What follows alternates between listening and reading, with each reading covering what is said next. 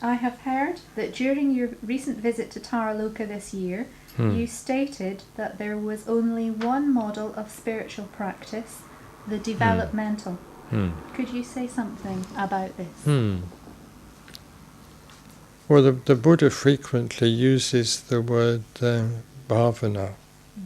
And this is why we have shamatha bhavana, we have vipassana bhavana. And bhavana means something like bringing into existence or cultivating. And this is what, as Buddhists, we're trying to do all the time. We're trying to bring into existence more and more positive mental states, with the help of ethics, with the help of meditation, with the help of insight.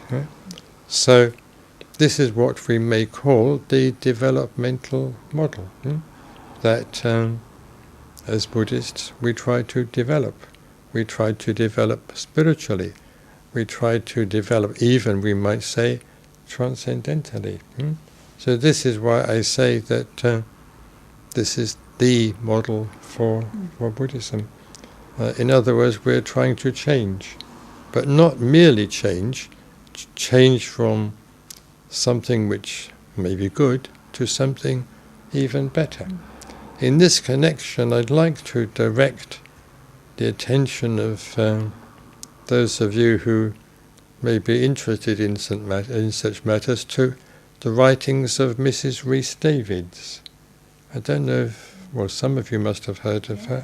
She was an early translator of Pali texts, but she has some very original ideas of her own about the nature, especially of early Buddhism.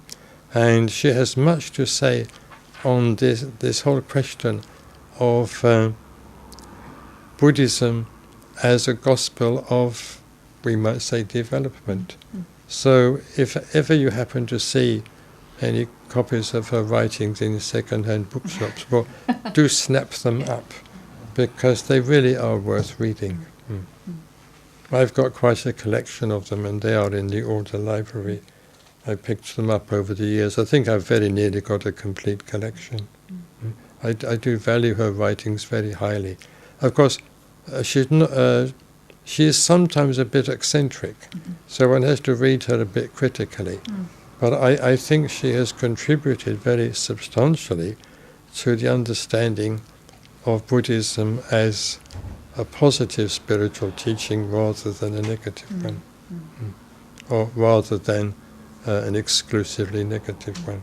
She insists very strongly indeed on the positive side of Buddhist spiritual practice. And she was a very great scholar.